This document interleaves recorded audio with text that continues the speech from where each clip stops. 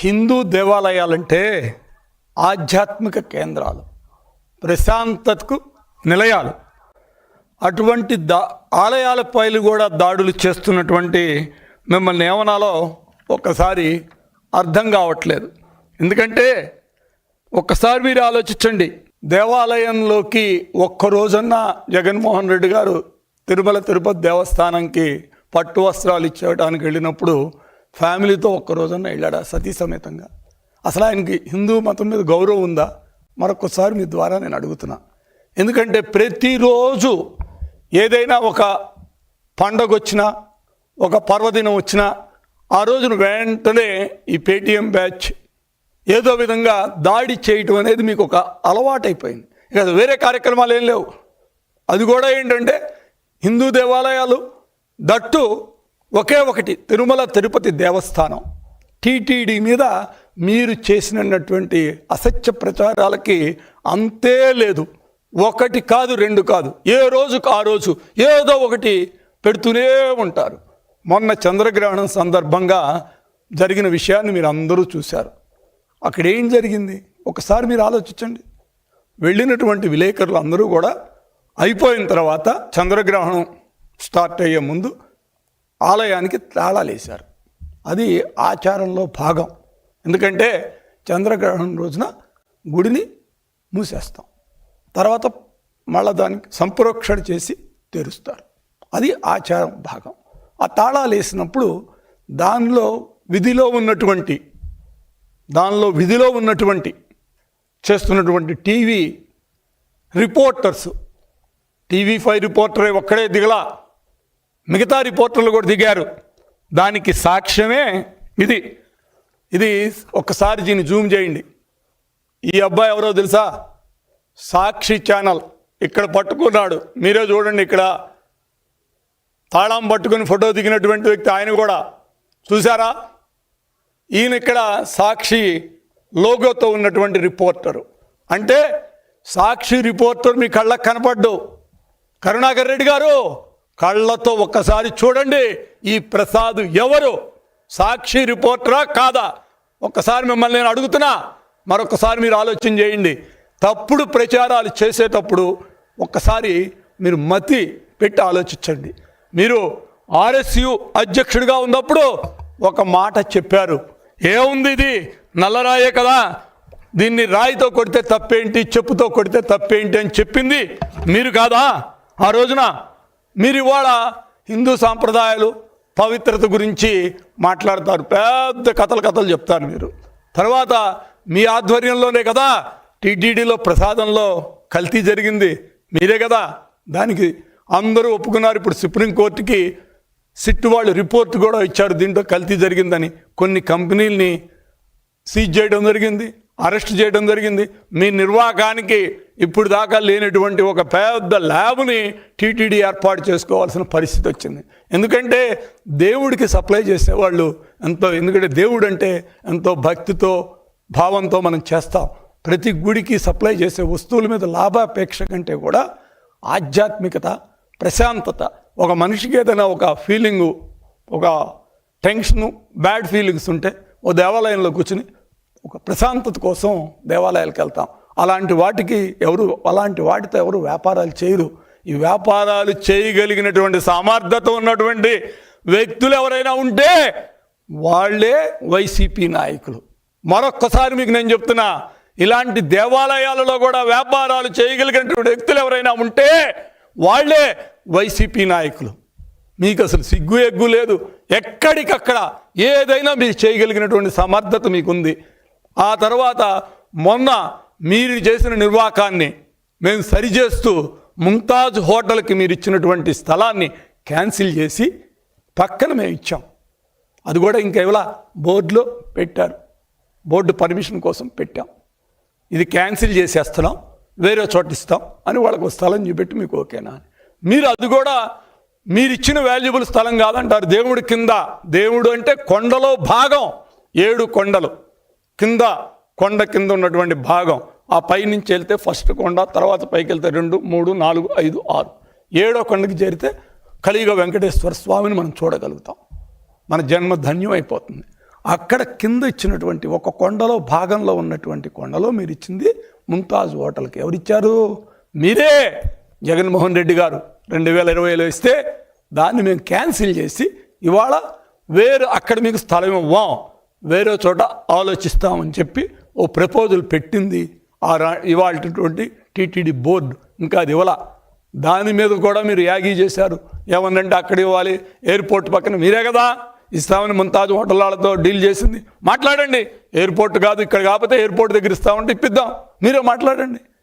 ఈ విధంగా ప్రతిసారి ప్రతి విషయంలో తిరుపతి అన్యమత టిక్కెట్ల మీద అన్యమత ప్రచారం చేసింది మీరే కాదా? మీరు ఉద్యోగాలు కొట్టేయాలని ప్లాన్ చేసింది మీరే కాదా?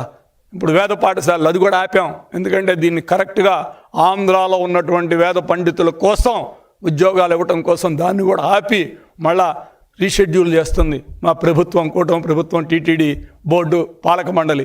ఎందుకంటే ఒక పద్ధతి ప్రకారం, ఓ సిస్టమ్ ప్రకారం జరుగుతూ వస్తుంది. వీటిలో ప్రతిరోజు ఏదో ఒక కార్యక్రమంలో మీరు బురదలుతారు. ఇక మీకు పరాకాష్ట. గత ప్రభుత్వంలో చంద్రబాబు నాయుడు గారు 2014-19 మధ్యలో అధికారంలో ఉన్నప్పుడు మీరు ఒక మాట అన్నారు. పాపం ఆయన చూస్తే నాకు ఎంతో బాధేస్తుంది. ఎట్లా చెప్పించారో రమణ దీక్షితులు ప్రధాన పూజారి నోటి నుంచి కూడా ఒక అబద్ధాన్ని చెప్పించినటువంటి సమర్థత. అంటే ఫేక్ పార్టీ అంటే వైసీపీ, ఫేక్ పీపుల్ అంటే వైసీపీ. మీరు చివరికి మీరు ఎంత దాకా వెళ్ళారంటే ప్రధాన పూజారి గారు రమణ దీక్షితులు గారి నోటి నుంచి కూడా ఒక అబద్ధాన్ని చెప్పించగలిగినటువంటి సమర్థత వైసీపీ పార్టీ ఫేక్ పీపుల్. చివరికి ఆయన సర్దుకొని ఇది నేను ఆ రోజున అనాల్సిన పరిస్థితుల్లో నేను చెప్పానని చెప్పి బాధపడుతూ ఆయన స్టేట్మెంట్ ఇవ్వడం జరిగింది. దానికి సంబంధించింది ఆర్కాలజీ సర్వే ఆఫ్ ఇండియా. ఇది ఆర్కాలజీ సర్వే ఆఫ్ ఇండియా ఇచ్చిన రిపోర్ట్స్.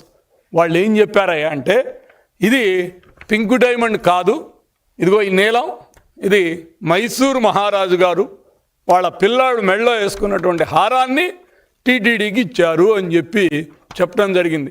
ఇదిగోండి ఇక్కడ కనపడుతుందే, ఇదే ఈ అయ్యవారి మెడలో ఉన్నటువంటిది ఇదే. ఇప్పుడేం మాట్లాడతారు? దీనికి ఎవరు సమాధానం చెప్తారు? ఫేక్ ముఖ్యమంత్రి, మాజీ ముఖ్యమంత్రి గారు సమాధానం చెప్తారా? లేకపోతే ఫేక్ ముఖ్యమంత్రి గారితో తిరుగుతూ ఉన్నటువంటి మీరు సమాధానం చెప్తారా? లేకపోతే ఇక ఎవరు చెప్పాలి దీనికి సమాధానం? ఒక్కసారి మీరే ఆలోచించండి. ప్రతిరోజు ఫేక్ కార్యక్రమాలు చేయటమే. చివరికి నీకు కుప్పానికి నీళ్లు తీసుకెళ్తే కూడా దానిలో కూడా నీకు చంద్రబాబు నాయుడు గారు ఆధ్వర్యంలో 700 కిలోమీటర్లు కృష్ణమ్మ పరవళ్ళు తొక్కుతూ కుప్పానికి చేరింది. అక్కడ ఎర్ర సముద్రం అనే ఒక కాలువ నిండా, ఒక చెరువు నిండా నీరు నింపి చంద్రబాబు నాయుడు గారు దాంట్లో తిరిగి వచ్చినటువంటి సందర్భం. మీరు మీ ప్రభుత్వంలో జగన్మోహన్ రెడ్డి గారు ట్యాంకుల్లో నీళ్లు పోసి వదిలిన తర్వాత ఆపేసిన ఫోటోలు చూపెట్టి ఫేక్ ప్రచారం చేశారు. అది కూడా ప్రజలందరూ చూశారు. ఎందుకండి? ఎందుకు? న్యాయంగా మాట్లాడండి. మెడికల్ కాలేజీల మీద ఫేక్ ప్రచారమే. సెంట్రల్ గవర్నమెంట్ ఇచ్చిన 5 కాలేజీలు తప్పితే మీరు ఒకటి కట్టారా? వాటిల్లోనే కొద్దిగా వర్క్ స్టార్ట్ అయింది. మిగతా చోటంతా పునాదుల మీదే ఉంది. 1 కాదు 2 కాదు. ఎందుకు ఈ ఫేక్? ఇంకా నిన్న మీరు చెప్తారు అసలు ఈ మెడికల్ కాలేజీల ముందు నుంచి వెళ్ళే జనాలు ఆశ్చర్యపోతున్నారు అని. అవును, ఆశ్చర్యపోతున్నారు.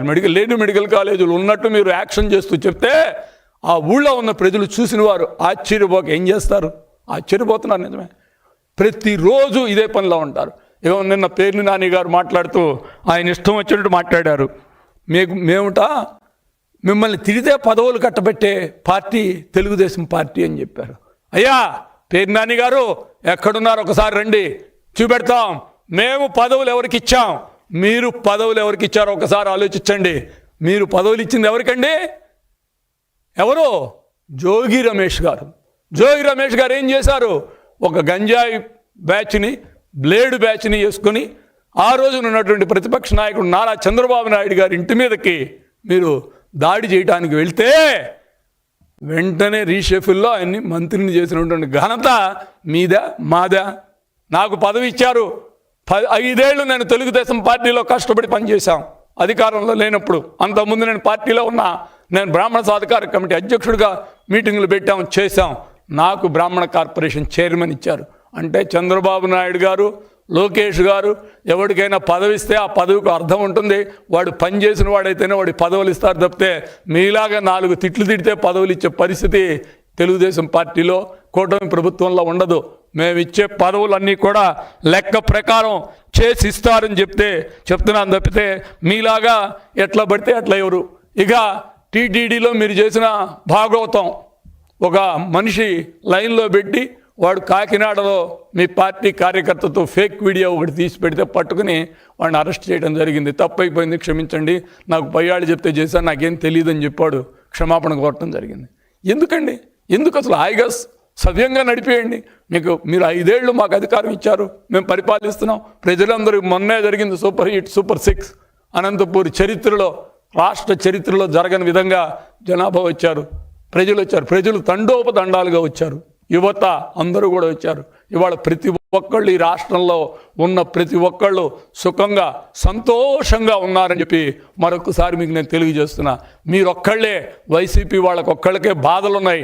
ఈ బాధలు పోయేవి కాదు, ఎందుకంటే మీరు తిరిగి అధికారంలోకి వచ్చేదే లేదు, మీకు ఈ బాధ పోదు. అందుకని ఇకనైనా ఈ ఫేక్ ప్రచారాలు మానేసి సవ్యంగా ఉంటూ మీరు రాజకీయం చేయాలని చెప్పి మరొకసారి మీ ద్వారా నేను కోరుతున్నా. కరుణాకర్ రెడ్డి గారు, మీరు మొన్న మేము వచ్చాం అక్కడ తిరుపతిలో, మీరు కట్టినటువంటి భాగవతం చూపెట్టాం.